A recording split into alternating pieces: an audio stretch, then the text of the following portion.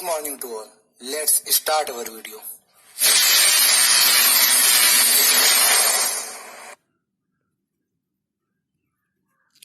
तो आज का हमारा टॉपिक है वान डे ग्राफ जनरेटर। ये आपके कोर्स का एकमात्र ऐसा टॉपिक है जो आपके एग्जाम में 5 नंबर का भी आता है और ये सिर्फ थ्योरेटिकल है। इस पर सिर्फ थ्योरी बेस्ड क्वेश्चन आता है 5 नंबर में, कोई डेरिवेशन इस पर नहीं है। तो इसका काम क्या होता है, इसका सिद्धांत क्या है, इसकी संरचना क्या है और इसकी क्रियाविधि क्या है, ये सारे पॉइंट्स हमको बताने पड़ते हैं इसके फिगर के साथ, तब जाकर ये 5 नंबर का क्वेश्चन आपका कंप्लीट होता है। तो चलिए शुरू करते हैं। तो one day graph generator. One day graph generator एक ऐसी मशीन है जो कई लाख वोल्ट की वोल्टता उत्पन्न कर सकती है। सबसे मेन काम ये करता क्या है, ये आपका कई लाख वोल्ट की वोल्टता उत्पन्न करता है। अब जिसका उपयोग हम कहाँ करते हैं, इसके उपयोग से हम इलेक्ट्रॉन और आपके प्रोटॉन और जो आयन है उनको त्वरित करते हैं, त्वरित करके उनकी ऊर्जाओं में वृद्धि करते हैं। और कई बार आपने जो देखा होगा, इलेक्ट्रॉन की बमबारी कराई गई या प्रोटॉन की बमबारी कराई गई, तो जो इलेक्ट्रॉन और प्रोटॉन का किसी आयन पर जब बमबारी कराई जाती है तो त्वरित उनको इसी के द्वारा किया जाता है, उनकी ऊर्जा में वृद्धि करने के लिए। एक इसी तरह का आप मैग्नेटिक में भी पढ़ेंगे, वहां पर भी एक ऐसी युक्ति बनाई जाती है जिससे हम इलेक्ट्रॉन और प्रोटॉन की रफ्तार बढ़ा सकें, उसको त्वरित कर सकें। तो इन वोल्टताओं के फलस्वरूप प्राप्त अति उच्च तीव्रता के विद्युत क्षेत्रों का उपयोग आवेशित कणों इलेक्ट्रॉन प्रोटॉन आयन को त्वरित करके उनकी ऊर्जाओं में वृद्धि करने में किया जाता है। ये हो गया वन डे ग्राफ जनरेटर है क्या और इसका उपयोग। आगे चलते हैं। आगे अब इसका फिगर देखेंगे और इस फिगर देख के हम समझेंगे ये होता कैसा है। तो वन डे ग्राफ जनरेटर जो है वो मेनली आपका, यहाँ पर अगर हम फिगर को समझें, ये जो ऊपर सर्किल बना हुआ है ये वाला, ये आपका एक धातु का गोला है। धातु का गोला जो है ये उष्मारोधी स्टैंड, ये जो स्टैंड आपको दिखाई दे रहे हैं ये उष्मारोधी स्टैंड है, इन पर रखा जाता है जिनसे आवेश ऊपर से नीचे ना जा सके। फिर क्या करते हैं, इनके बीच में 2 आपके घिरनी आपको दिखाई दे रही होंगी, एक ये और एक ये, एक ये घिरनी है और एक ये घिरनी है। इस घिरनी पर एक पट्टा लगा होता है जो चमड़े का या रेशम का होता है। जैसे आपने देखा होगा आपके चक्की में लगा होता है 2 घिरनियों के बीच में पट्टा, वैसे इसमें पट्टा लगा होता है जो आपका होता है या तो रेशम का या चमड़े का, और भी बहुत सारी चीजें होती है उनका बन सकता है। जो नीचे वाली घिरनी आपकी यहाँ पर दिखाई दे रही है, ये वाली घिरनी, इसको एक मोटर से कनेक्ट करते हैं, क्योंकि मोटर से कनेक्ट करेंगे, जब मोटर घुमाएंगे तो ये घिरनी घूमेगी, ये घिरनी घूमेगी तो ये पट्टा घूमेगा और इस पट्टे की सहायता से पूरी ऊपर वाली घिरनी घूमेगी। ये पूरा प्रोसीजर इसका है। अब क्या करते हैं, ये जो आपके यहाँ पर 2 ब्रश आपको दिखाई दे रहे हैं, इनको ब्रश कहा जाता है, जो C1 और C2 है। जैसे ये C1 और ये C2, ये आपके धातु के ब्रश होते हैं। ब्रश का मतलब इनका आगे का सिरा नुकीला होता है और ये जो आपके चमड़ी की पट्टा है उस पट्टे को लगभग टच कर रहे होते हैं, यानी ऐसा नहीं कि पट्टे को कुरेद के निकलेंगे, लगभग उनको टच करते हुए चलते हैं। तो जब आप अब इन C1 के द्वारा हम करते क्या है, इस पर धन आवेश लगातार दिया करते हैं। हम यहाँ से हाई वोल्टता का धन आवेश एंटर कराते हैं और जब धन आवेश जाता है, अब हमने मोटर को चालू कर दिया। सबसे मेन आपको ये पता होना, जो चमड़ा है वो आवेश का क्या है, कुचालक है, यानी वो आवेशित तो हो सकता है पर आवेश को एक जगह से दूसरी जगह भेज नहीं सकता। मान लीजिए अभी आपकी मोटर बंद है, मोटर बंद है, आपने यहाँ पर प्लस आवेश दिया तो यहीं पर वो प्लस आवेश रह जाएगा, वो ऊपर नहीं जा सकता। आवेशित होगा पर आवेश गति नहीं करेगा, पर हमको तो आवेश को ऊपर लेके जाना है, तो हम क्या करते हैं, मोटर को कर देते हैं चालू।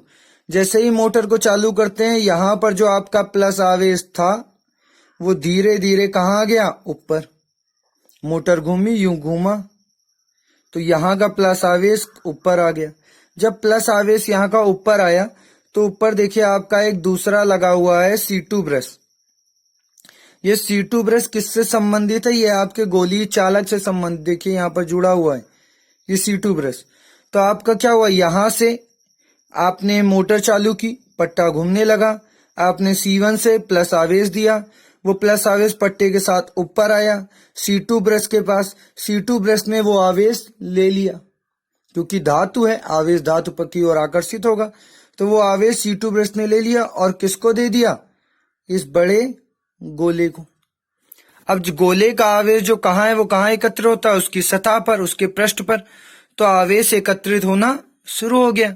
अब क्योंकि यहाँ पर आपका जो है ये स्टैंड जो है AB, ये कैसे हैं, उष्मारोधी हैं या विद्युत रोधी हैं, तो आवेश कहीं बाहर तो जा नहीं सकता। तो ये प्रोसेस लगातार चलता रहता है और यहां से धन आवेश धीरे लगातार आपका ऊपर ये जो गोलीय चालक है, इस गोलीय चालक पर लगातार आपका आवेश जो है वो एकत्रित होता रहता है।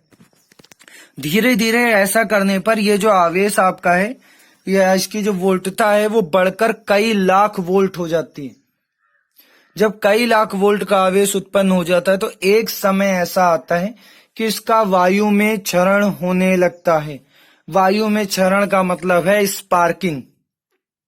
जैसा आपने टेस्ला कॉइल के साथ देखा होगा, कई बार टीवीज में या कहीं पर दिखाया जाता है, जो स्पार्किंग प्रोड्यूस की जाती है, तो वही काम यहाँ पर भी होता है। कुछ समय बाद इसका वायु में क्षरण होने लगेगा और इसके पास से यूं स्पार्किंग आपको दिखनी शुरू हो जाएगी। तो ये इसका पूरा प्रोसीजर है, यही इसका आपका डायग्राम है, क्रियाविधि। इसी फिगर को देखते हुए हमको इसकी संरचना लिखनी है, इसका सिद्धांत लिखना है और इसकी क्रियाविधि लिखनी है। एक बार फिर से समझते हैं। ये आपका धातु का गोला है या गोलीय चालक है। ये आपके विद्युत रोधी स्टैंड पर रखा है। A और B आपके विद्युत रोधी स्टैंड हो गए। अब यहां पर हम दो घिरनी लगी हैं, कौन कौन सी, एक P1 और एक P2। P1 घिरनी को हमने किससे कनेक्ट कर दिया है, मोटर से।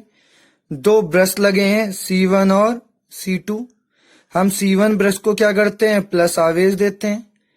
ये आपका घिरनी पर एक बेल्ट लगी हुई है, एक पट्टा लगा हुआ है जो चमड़ा या रेशम का होता है। ये C1 से आपका जो आवेश है ये कहाँ चला जाता है, C2 पर। C2 उस आवेश को लेकर किसको दे देता है, आपका गोलीय चालक को। और ये प्रोसीजर लगातार चलता रहता है, यही इसकी क्रियाविधि है। चलिए अब आगे चलते हैं। वान डे ग्राफ जनरेटर का सिद्धांत। अब वान डे ग्राफ जनरेटर का सिद्धांत क्या है, ये समझिए। आंतरिक गोले पर विभव का मान अधिक होने के कारण यदि हम एक चालक तार द्वारा दोनों गोलों को संबंधित करें तो आवेश का प्रवाह आंतरिक गोले से बाह्य गोले की ओर होता है। इससे बाहरी गोले का विभव बढ़ता जाएगा जब तक वायु के क्षेत्र को ध्वस्त करने की सीमा तक नहीं पहुंच जाता। यही वान डे ग्राफ जनरेटर का सिद्धांत है। यानी आपकी जो घिरनी अभी बताई गई, जो अंदर लगी थी गोले के, गोलीय चालक के, उसको जब हम यहाँ पर आवेश लाते हैं तो जो भी बाहर, अगर आंतरिक गोले का जो विभवांतर है वो ज्यादा है तो इससे हमेशा विभवांतर बाहरी गोले की ओर जाता रहेगा और तब तक जाता रहेगा जब तक इतना विभवांतर न उत्पन्न हो जाए कि वो वायु के क्षेत्र का क्षरण या ध्वस्त कर सके। ये इसका छोटा सा सिद्धांत है। सिद्धांत के बाद अब आगे चलते हैं। वान डे ग्राफ जनरेटर की संरचना। वान डे ग्राफ जनरेटर का डायग्राम पूरा अभी आपको बताया गया है, तो आप उसी को समझकर वान डे ग्राफ जनरेटर की संरचना लिख सकते हैं। ये आपकी जो संरचना है ये सामने आपके दिखाई भी दे रही है। आप इसी को नोट कर सकते हैं क्योंकि आपको पहले ही डायग्राम में सब समझा दिया गया है, तो दोबारा इसको नहीं बताएंगे। इसी तरह अगर हम आगे चल के बात करते हैं वान डे ग्राफ जनरेटर की क्रियाविधि की, तो वान डे ग्राफ जनरेटर की जो क्रियाविधि है वो भी आपको पूरी प्रोसीजर वाइज समझा दी गई है। यहाँ पर आपकी क्रियाविधि लिखी हुई है जिसको आप नोट कर सकते हैं। तो आज के लिए इतना ही।